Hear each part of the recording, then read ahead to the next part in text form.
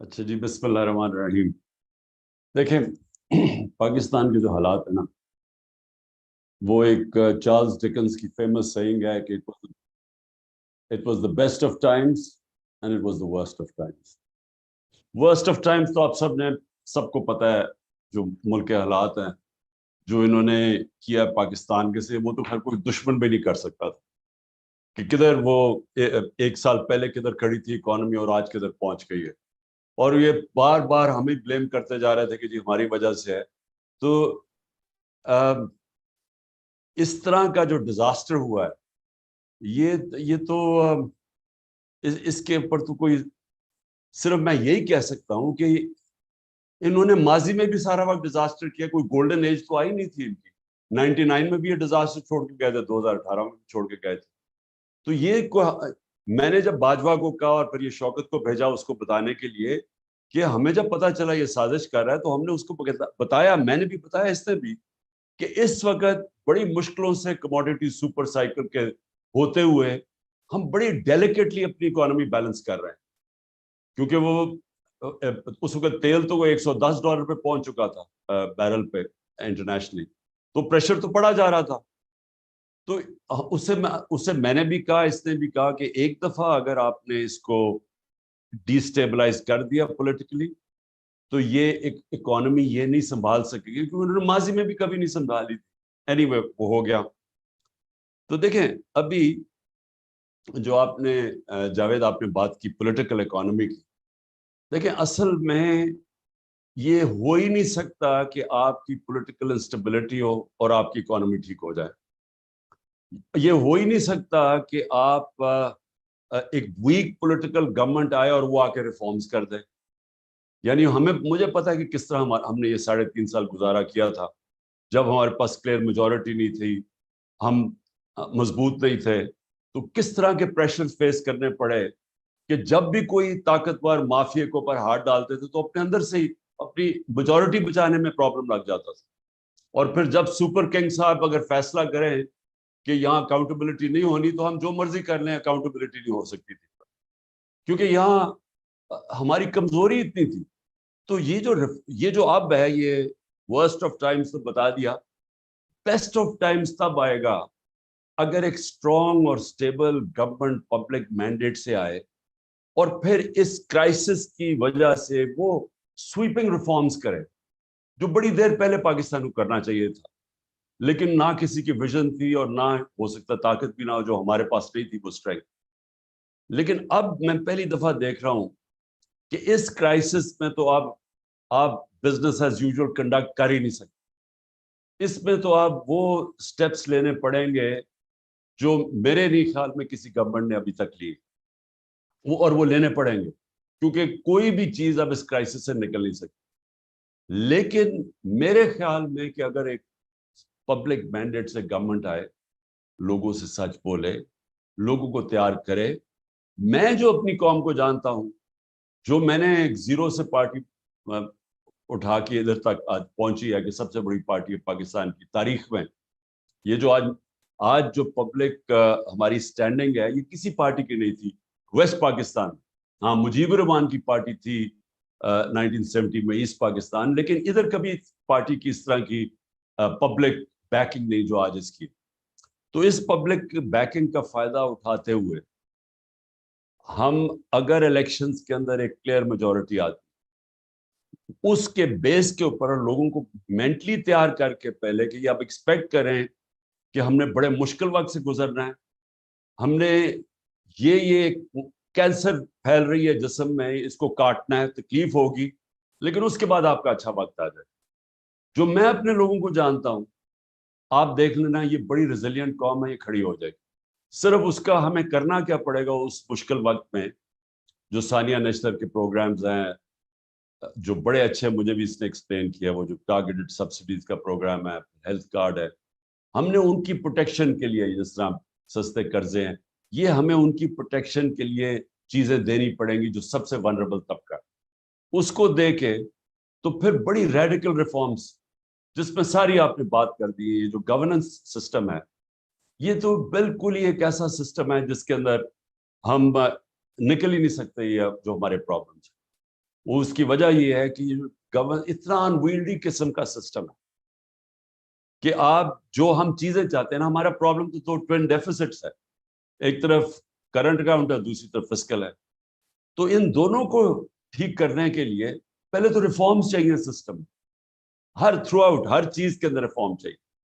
لیکن جو میں سب سے پہلے جو شارٹ ٹرم کی آپ بات کر رہے ہیں نا شوکت, سب سے جو ہم امیڈیٹ اگر ہم کہیں سے ریلیف مل سکتی ہے, کیونکہ دو ہی پرابلمز ہو جاتے ہیں. سب سے بڑا پرابلم تو ڈالر کا ہوتا ہے, ہمارا روپیہ گرنا شروع ہو جاتا ہے, اس سے انفلیشن بڑھنی شروع ہو جاتی ہے, اس سائیکل کے اندر ہی ہم پھنسے ہوئے ہیں, اور اس کی وجہ سے انویسٹمنٹ نہیں آتی. کیونکہ جب آپ کا کرنسی گر رہی ہو تو جو باہر سے انویسٹر ہے وہ اگر یہ سمجھتا ہے کہ ڈالر میں ہی پیسے رکھے تو فائدہ ہے, وہ کیوں پاکستان میں اپنے ڈالر چینج کر کے انویسٹ کرے. اور اپنے بھی لوگ, ہمارے بھی لوگ آج جو حالات ہیں پاکستان کے, سارا پاکستان کے اندر بھی انویسٹر وہ ڈالر ہی لے کے بیٹھ جائے. وہ کیوں انویسٹ کرے جب اسے پتا ہے کہ اسے یہ نہیں پتا کہ کرنسی کتنی تیزی سے گرے گی.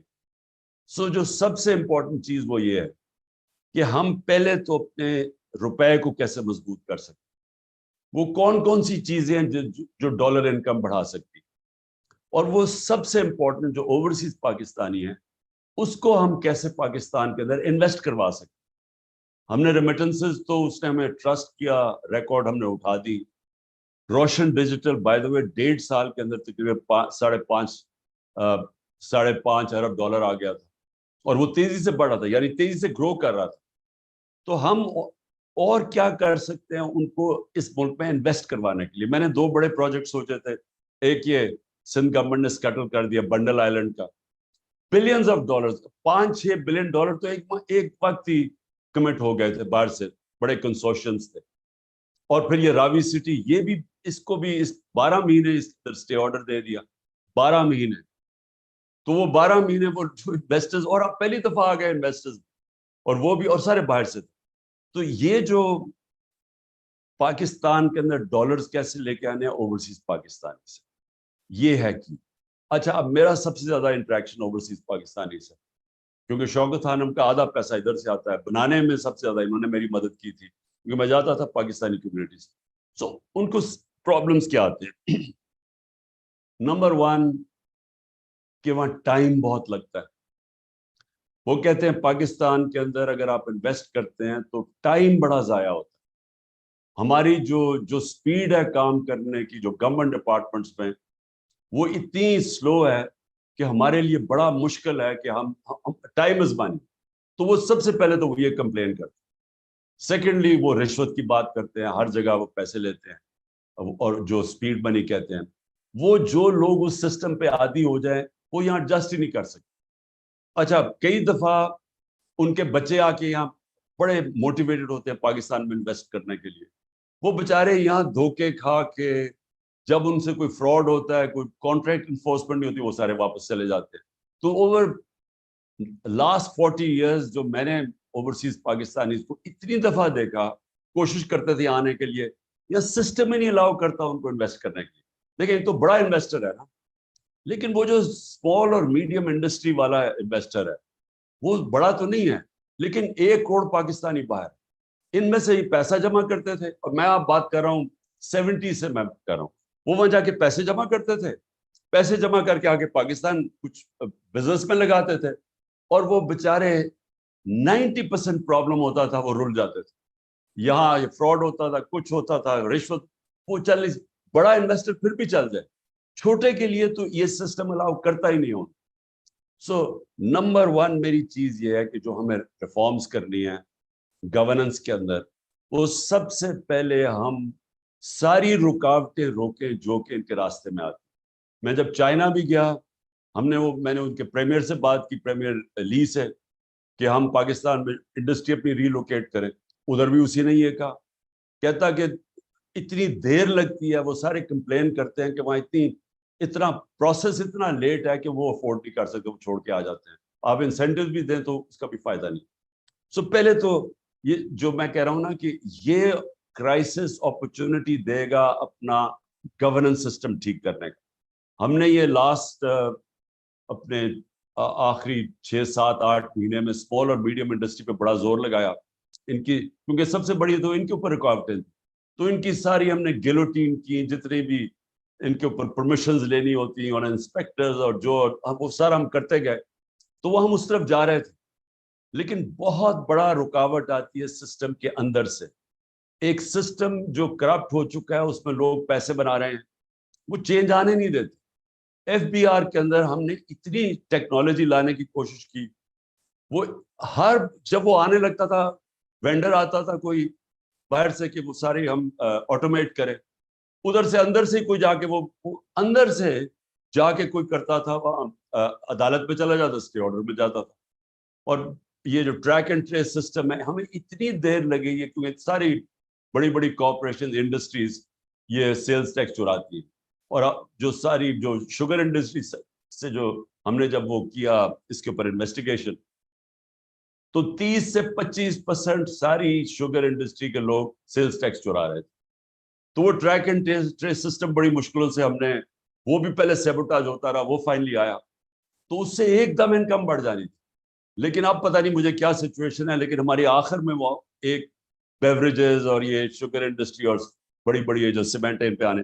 تو کہنے کا مقصد میرا یہ ہے کہ اب جو ٹائم ہمیں ہمارے پاس یہ جو کرائسس کا ہے، یہ بہت بڑی اپرچونٹی ہوگی کہ ہم وہ اسٹرکچرل ریفارمز کر دیں اپنے سسٹم میں، جس کے اندر ہم پہلے تو وہ انوائرمنٹ بنائیں انویسٹمنٹ کے لیے.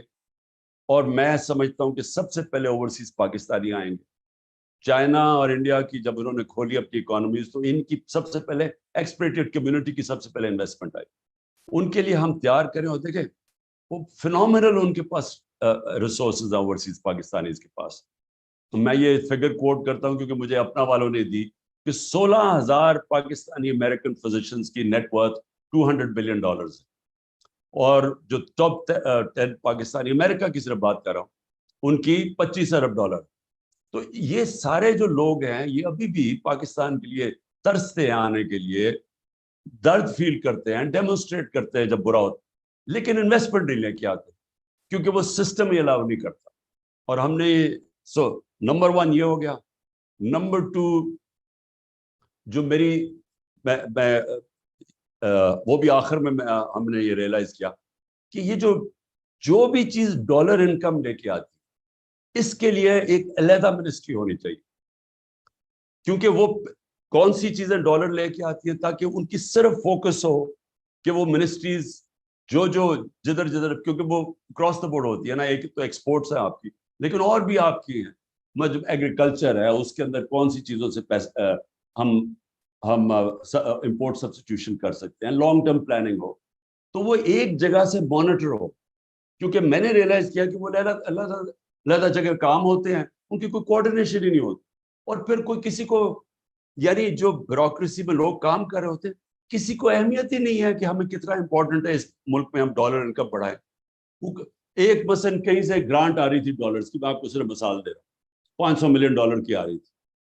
وہ ورلڈ بینک والا وہ جو ایلانگو تھا وہ میرے پاس آیا، کہتا کہ تمہیں پتا ہے تمہارے پاس صرف 2 ہفتے رہ گئے اور وہ گرانٹ واپس جا رہی ہے. میں بڑی دیر کا، میں 3 مہینے پہلے ہم نے گو ہیڈ دی ہوئی تھی اس کو.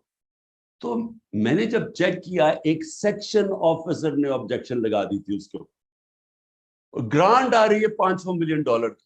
اس آبجیکشن کی وجہ سے وہ صرف 2 ہفتے رہ گئے تھے، وہ گرانٹ واپس جا رہی تھی. تو یعنی ایسے لگتا ہے کہ لوگوں کو سمجھ ہی نہیں ہے کہ کتنی امپورٹنٹ ہے اس ملک کے اندر ہماری ایکسپورٹ ارننگز یا ڈالر انکم. تو میں یہ سوچ رہا تھا کہ ایک اگر منسٹری کا صرف یہ کام ہو کہ کون سی چیزیں ڈالرز لے کے آتی ہیں، اور وہ ان کی سارا وقت پلاننگ ہو رہی ہو کہ ہم کیسے اس کو ایکسپینڈ کر سکتے ہیں، ہم کدھر پرابلمز آ رہے ہیں وہ دور کریں. تو اور پھر ایگریکلچر ہے، اور ہے مثلا ٹورزم کی کبھی بھی نہیں ہونی چاہیے کہ اس کو یہ پروونسز کے اندر چلے گئے ٹورزم. ان کے پاس کیپیسٹی نہیں ہے ٹورزم ڈیولپ کرنے. ٹورزم فیڈرل سبجیکٹ ہونا چاہیے اوور آل آپ، کیونکہ اس میں اتنا زیادہ پیسہ آ سکتا ہے. صرف ریلیجس ٹورزم میں جو ہم نے شروع کی تھی، ایسی بدھسٹ سائٹس ہیں پاکستان میں، لیکن اس کا کوئی، اب وہ کے پی کے پاس، کے پی میں جو پڑا ہوا ہے مثلا بہت زیادہ سائٹس پائے ہیں، اور یہ جو 40 فٹ کا سلیپنگ بدھا پڑا ہے جو ہمارے دور میں ڈسکور ہوا، تو اس کے لیے تو پورا ایک پلان بننا چاہیے کہ کیسے اٹریکٹ کریں. میں نے وہ کوئی بدھسٹ مونکس آئے تو انہوں نے کہا جی یہاں ساری دنیا اس کو دیکھنا آنا چاہتی ہے, کوریا سے آئے ہوئے. تو ہمارے پاس نہ کے پی کے اندر کیپیسٹی تھی کہ وہ اس کو پوری طرح مارکیٹ کریں یا ڈیولپ کریں, اور نہ ہی کسی کے پاس ہے. صرف یہ ٹورزم بھی یہ بہت بڑا منی ارنر ہے. میں آپ کو ایک اور بات بتاؤں, میرے پاس آیا آسٹریا سے, اس نے مجھے کہا کہ آپ کا جو وہ ناردرن ایریا پھر کے آیا, اس نے کہا آپ پاکستان دنیا کا اسکیئنگ کیپٹل بن سکتا ہے, کیونکہ وہ برف پگھلتی جا رہی ہے گلوبل وارمنگ سے. ہماری اتنے اونچے اونچے پہاڑ ہیں کہ وہاں سارا سال اسکیئنگ ہو سکتی ہے. تو اینی وے میں صرف یہ اگزامپل دے رہا ہوں کہ ہمارے پاس کیپیسٹی, اب جی بی کے اندر کیپیسٹی ہوگی کہ وہ ڈیولپ کرے اس کو. سو یہ بھی ایک جو بھی ڈالر ارنر کی آپ کو مثال دے رہا ہوں. سیکنڈلی منرلس, اب منرلس بھی چلے گئے سارے صوبوں کے پاس, ان کے پاس بھی کیپیسٹی نہیں ہے. اب اتنی پوٹینشیل ہے منرلس کے اندر ڈیولپ کر, لیکن وہ بھی جب ایک تکڑی منسٹری فیڈرل لیول پہ ہوگی تو وہ ڈیولپ ہوگا. شیر بشک صوبوں کو چلا جائے, لیکن اس کی ڈیولپمنٹ کے اندر تو ایک پاورفل منسٹری بنے جو سارا وہ ڈیولپ کرے. میں صرف مثال دے رہا ہوں جو ڈالر ارن کر سکتے ہیں. اور پھر سیکنڈلی جو ایکسپینڈیچر, یہ جو آپ نے بات کی بالکل ٹھیک شوکت, کہ اتنا بلوٹڈ ہماری گورنمنٹ بیٹھی ہوئی ہے. ابھی آپ نے فگرز دیے ہیں ان کے اوپر کتنا پیسہ, اب ان کی انکریز سیلری انکریز پہ ملک کی کتنی ریسورسز جائیں گی. لیکن اگر آپ ان کی پروڈکٹیوٹی دیکھیں تو وہ جب آپ 3 آدمی بٹھا دیتے ہیں ایک آدمی کا کام کرنے کے لیے, تینوں ہی نہیں کام کرتے, اور بلکہ رکاوٹ بن جاتے راستے میں, چیزیں سلو ڈاؤن کر دیتے ہیں. تو یہ بھی کرائسس ایک گولڈن اپرچونٹی ہے کہ اس کو ڈاؤن سائزنگ کریں اپنی گورنمنٹ کو. اور اس کے علاوہ بھی ہمارے پاس کیپیسٹی بھی نہیں ہے. جو ماڈرن ریکوائرمنٹس ہیں بیوروکریسی کی یا منسٹریز کی, وہ ہے ہی نہیں. مجھے اتنا, جب ہم نے پروب کیا تو 2 بڑی انرجی کی بہت بڑی منسٹری, پیٹرولیم اور پاور, اب ہم سارا وقت فیل کرتے تھے کہ ان کے اندر کیپیسٹی نہیں ہے. اتنا پیسہ ہے اس کے اندر, اتنی لاسز ہیں. لیکن اس کے لیے تو ہم نے ویسے یہ بڑا ڈسکس کیا ہوا شوکت, میں نے بھی, یہ حماد سے بھی, کہ ہمیں بڑے اس کے لیے کوالٹی کے, جتنا مرضی ان کو پیسہ دو, کوالٹی کے اسپیشلسٹ آنے چاہیے, پروفیشنلز کو چلانا چاہیے, کیونکہ ایک فیصلے میں اربوں روپے ادھر ادھر چلا جاتا ہے. اور ان کے اندر لوگ بیٹھے ہوئے ہیں, پتہ نہیں کتنے سال کے مافیاز. وہ شپ نہیں لگ رہی, شپ کو باہر کھڑا کرا, وہ آیا, ہر چیز میں پیسہ بن رہا ہے. سو اینی وے یہ اس کے جب تک آؤٹ سائڈ پروفیشنل اس طرح کے منسٹرز نہیں آتے, ہم ان کو صحیح معنی میں نہیں چلا سکتے. اور میں نے جو آخر میں 2-3 پوائنٹس تھے میرے, ہاں لانگ ٹرم پلاننگ. دیکھیں میں نے ایک اور بھی دیکھا کہ ہم جو آج ہمارے حالات ہیں وہ سارے یہ شارٹ ٹرمزم کے لیے, ہم الیکشنز کے لیے دیکھتے ہیں, اس لیے کبھی کسی نے انوائرمنٹ کا ہی نہیں سوچا. ہم نے پہلی دفعہ یہ جو ہماری اور دنیا میں بھی اکنالجمنٹ ہوئی, وہ تو کے پی سے ہم نے شروع کیا, یہ جو بلین ٹری سونامی کا آئیڈیا کیا, اور اس کے بعد انوائرمنٹل پہلی دفعہ پروگرامز بنائے. تو یہ تو کسی کے ریڈار پہ بھی نہیں ہے, یہ تو کوئی سوچتا ہی نہیں ہے اس چیز کے اوپر, کیونکہ پاکستان کی جو ولنریبلٹی آگے وہ بڑھتی جائے گی. اور پھر ڈیمز کا سوچے, 50 سال کے بعد ڈیمز بنا رہے ہیں. ہاں یہ پہلی دفعہ ہماری گورنمنٹ میں شروع ہوئی ہے ڈیمز بنانے. تو یہ بھی یعنی جب تک ایک بیٹھ کے, جو ابھی آپ نے, ایک تو ایمرجنسی ہو گیا, ایک شارٹ ٹرم ہو گیا, لیکن لانگ ٹرم پلاننگ کبھی بھی کوئی دنیا کے اندر ملک پروگریس نہیں کر سکتا جب کہ اس کی لانگ ٹرم پلاننگ. اور یہ سارے جتنے بھی میں نے دیکھے ہیں جو سکسیس ماڈلز ہیں, انہوں نے, اب چائنا جاؤ, انہوں نے پتہ نہیں کتنے سالوں کی پلاننگ کی ہوئی ہے. یہ جتنے بھی ہے, ساؤتھ کوریا, یہ سب کی لانگ ٹرم پلاننگ تھی. ہمارا تو یہ صرف الیکشن ٹو الیکشن پلاننگ ہوتی ہے, جس کی وجہ سے ہم ایک کرائسس ٹو کرائسس جاتے ہیں. تو ہمارا جو یہ ٹوین ڈیفیسٹس ہیں, جو ہمارے اصل پرابلمس, اس کے لیے ایکسپورٹ اور ڈالر ارننگ بڑھانے کے لیے پوری ایک تیاری ہو. کیسے ہم جو اپنی امپورٹس ہیں, جو ہم امپورٹ سبسٹیٹیوشن کر سکتے ہیں, وہ اس کے ساتھ ہو. اور جو کون سی اور بھی جو جس طرح میں نے ٹورزم اور منرلس کا, ان کی ہم کیسے ان کو ڈیولپ کر سکتے ہیں. اور پھر خرچے کدھر کم کر سکتی ہے گورنمنٹ چلانے میں, کیونکہ یہ اتنی بڑی جو گورنمنٹس بن گئی ہیں, یہی سب سے بڑی رکاوٹ ہے ہماری اس کے اوپر انویسٹمنٹ کے اندر. जो मैं फिर से रिपीट करता हूँ, ओवरसीज पाकिस्तानीज की इन्वेस्टमेंट ये सबसे इंपॉर्टेंट होगी हमारी डेवलपमेंट में शुरू में। ये सब ये क्योंकि ये करना चाहते हैं इन्वेस्ट, ये पहले से इंक्लाइन है, इनके लिए पहले से प्लान करें कौन कौन से इनके प्रॉब्लम्स आते हैं। सिर्फ एक का ओवरसीज पाकिस्तानी मिनिस्ट्री का नंबर 1 काम सिर्फ ये होना चाहिए कि इनकी जो भी इन्वेस्टर वहां से आए उसको फैसिलिटेट किया जाए, उसके लिए सारे रुकावटें और कॉन्स्टेंटली करना पड़े। क्योंकि मैंने ये भी रियलाइज किया कि हमारी मिनिस्ट्रीज के अंदर पूरे माफियाज अब बन गए और वो एंटी डेवलपमेंट। मैंने कोशिश की, मसलन मैं आपको मिसाल देता हूँ कंस्ट्रक्शन की इंडस्ट्री की। हम जब कोविड के अंदर फंस गए और बिल्कुल ही इकोनॉमी ठप हो गई, तो मैंने फिर वो खास उसके IMF के हेड से बात की और हमने कंस्ट्रक्शन इंडस्ट्री को हमने फिर इंसेंटिवाइज किया क्योंकि वो रोजगार देती है ज्यादा। आप यकीन करें कि मुझे हर हफ्ते मीटिंग करनी पड़ती थी, हर हफ्ते फैसला होता था कि जी आपकी अब ये रुकावटें आ रही है। वो कंस्ट्रक्शन इंडस्ट्री के भी लोग आए हुए थे, वो कहते थे ये प्रॉब्लम्स आ रहे हैं, वो हम रिमूव करते थे, फैसला हो जाता था। 2 हफ्ते के बाद फिर मीटिंग होती, पता चलता था उन्होंने फिर से कोई और चीज ऐड कर दी, एक सेंटेंस लगा दिया, वो रुकावट आ गई। तो वो इतना बड़ा प्रॉब्लम था। तो मुझे 6 महीने लगे हर हफ्ते मीटिंग करते करते इवेंचुअली वो कंस्ट्रक्शन को सेक्टर को इंसेंटिवाइज करने के लिए, और उसके बाद वो बूम कर गया। जो सबसे बड़ा प्रॉब्लम है ना, वो है स्मॉल और मीडियम इंडस्ट्री। वो उनके इतनी ज्यादा प्रॉब्लम्स डालते हैं उनके रास्ते में, क्योंकि उनसे भी हमारी मीटिंग्स होती थी। अच्छा, वहां भी यही होता था। और एफबीआर के अंदर, अच्छा आप कहते जी ये चीजें कम करिए, टैक्स कर दें, इंसेंटिवाइज करें, वो थोड़ी देर के बाद वो कोई और लाइन डाल के फिर वो टैक्स लगा देते। यानी भैया टैक्स नहीं लगाते थे, अपनी पावर छोड़ते नहीं थे। तो इसके लिए अब जो सिचुएशन है, और हम ताकतवर नहीं थे, वो जाके पता नहीं स्टे ले लेते थे हर जगह। अगर गवर्नमेंट तकड़ी आती है और वो पब्लिक के मैंडेट से आती है, सिर्फ वही आते साथ ही ये इस क्राइसिस को सामने रखते लोगों को प्रिपेयर करके ये रिफॉर्म्स करे, जिसमें जो गवर्नमेंट कॉर्पोरेशंस भी हैं। लेकिन मैं अनफॉर्चुनेटली इस वक्त सिचुएशन क्या है, जो ये इस वक्त एस्टेब्लिशमेंट कर रही है वो इसका ऑपोजिट कर रही है। वो पूरी कोशिश कर रही है क्योंकि मजबूत गवर्नमेंट आ जाए। वो सबसे ज्यादा अभी पॉलिसी सिर्फ एक ही है कि किसी ना किसी तरह तहरीक इंसाफ ना आए। अब अगर तहरीक इंसाफ नहीं आएगी तो कौन आएगा? यही खिचड़ी है। ये शौकत तरीन का कजन वो एक तैयार हो रहा है, एक और खिचड़ी पक रही है वहां। तो ये जब सारे मिलके आ जाएंगे तो मुझे बताओ इन्होंने गवर्नेंस क्या देनी है? यानी वो बिल्कुल ही ऑपोजिट है जो मुल्क की जरूरत है। मुल्क की जरूरत है स्ट्रॉन्ग गवर्नमेंट।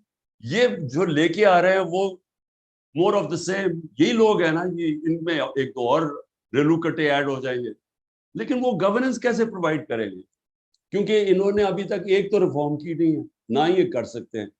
सो इसलिए अनफॉर्चुनेटली जो जिस तरफ हम डायरेक्शन जो मुल्क का जा रहा है, मैं 1 साल से लगा हुआ हूं कि एक ही तरीका है, इलेक्शन करवाओ। इलेक्शन करवाओगे तो पॉलिटिकल स्टेबिलिटी आएगी। जब तक पॉलिटिकल स्टेबिलिटी आएगी, इकोनॉमी ने स्टेबलाइज नहीं करना। और वही एक काम को उसका उल्टा कर रहे हैं। अब कह रहे हैं जी अक्टूबर में इलेक्शन करवाना है। अब कह रहे हैं कि अक्टूबर में भी शायद इलेक्शन ना हो, अगले मार्च पे चला जाए। वो क्यों चला जाए? क्योंकि जब तक पीटीआई क्रश नहीं हो जाती इन्होंने इलेक्शन नहीं करवाना। अब मुझे ये बताओ कि जिनकी सोच ये है वो पाकिस्तान को तो नहीं सोच रहे। क्योंकि पाकिस्तान का तो जिस तरह हम सब जानते हैं, जिस तरह ये जावेद ने बड़ी अच्छी बात की कि पॉलिटिक्स और इकोनॉमिक्स तो साथ साथ जाते हैं। तो ये अगर इस सिचुएशन के अंदर हमारे पास पॉलिटिकल स्टेबिलिटी नहीं आती तो ना यहाँ कोई रिफॉर्म्स हो सकती है, ना हम इस क्राइसिस से निकल सकते हैं, ना इनके पास कोई रोड मैप है। अब इनके पास तो कोई रोड मैप है ही नहीं, जो होता नजर आ जाना था अब तक। प्लस ना कोई ट्रस्ट करता है। और जो मेरी फीलिंग है कि हमें जो शॉर्ट टर्म में बूस्ट मिलेगी वो ओवरसीज पाकिस्तानी से, वो तो सबसे पहले ही रोशन डिजिटल से पैसा कम हो गया, रेमिटेंसेस गिरनी शुरू हो गई। उन्होंने तो इन्वेस्ट करना नहीं है। और वो क्यों इन्वेस्ट करेंगे जब इनकी सारी लीडरशिप के अरबों डॉलर बाहर पड़े हुए हैं, अपने पैसे बाहर रखे हुए हैं, और लोगों को कह रहे हैं कि पाकिस्तान, वो इन्वेस्ट नहीं करने लगे। तो है ही सिर्फ एक सोल्यूशन कि हमारी जो रिफॉर्म प्रोग्राम की बिगिनिंग होगी वो होगी तब कि फ्री एंड फेयर इलेक्शंस हो। ایک پبلک مینڈیٹ سے گورنمنٹ آئے اور پھر وہ سرجیکل ریفارمز کرے, پبلک کو اپنے ساتھ لے. پبلک اس ملک کی بڑی تکڑی ہے. اگر ہم پبلک کو صرف یہ سمجھا دیں کہ آپ کو یہ مشکل پیریڈ گزرنا پڑے گا جب تک یہ ریفارمز چلتی نہیں ہیں, میرے خیال میں پبلک ساتھ چلے گی اگر وہ گورنمنٹ کو ٹرسٹ کرتے ہیں. اور اس کے ساتھ یہ سارے ہم وہ پروگرامز جو ہم نے شروع کیے ہوئے تھے, جس میں ہیلتھ کارڈ بہت امپورٹنٹ ہے, کیونکہ یہ ہیلتھ کارڈ کی صرف یہی نہیں ہے کہ یہ غریب آدمی کا سب سے, جب بیچارہ بیمار ہوتا ہے, عام آدمی, غریب کیا, اب تو مڈل کلاس کا بھی یہی حالات ہے, جب وہ سب سے تکلیف میں ہوتا ہے اس کے پاس ہیلتھ انشورنس ہو, وہ اس سے بہتر نعمت آپ نے کسی کو, آپ عام آدمی کو دے سکتے ہیں. لیکن اس کے علاوہ پہلی دفعہ پرائیویٹ سیکٹر کے ہاسپٹل دیہاتی علاقوں میں جا رہے تھے. پہلی دفعہ کیٹرک کے آپریشن کرنے کے لیے ڈاکٹرز نے اپنی چھوٹی چھوٹی کلینکس کھولنی تھی دیہاتوں کے اندر, ہیلتھ کارڈ کی وجہ سے. نہیں تو وہاں تو ان بیچارے لوگ بے بس ہے, ہمارے پاس پیسہ ہی نہیں ہے انفراسٹرکچر بنانے کا سارے پاکستان میں ہاسپٹلس کا. تو ایک بالکل کوانٹم چینج آ رہا تھا ہمارا پورا ہیلتھ سسٹم اور ان کی پروٹیکشن کے علاوہ.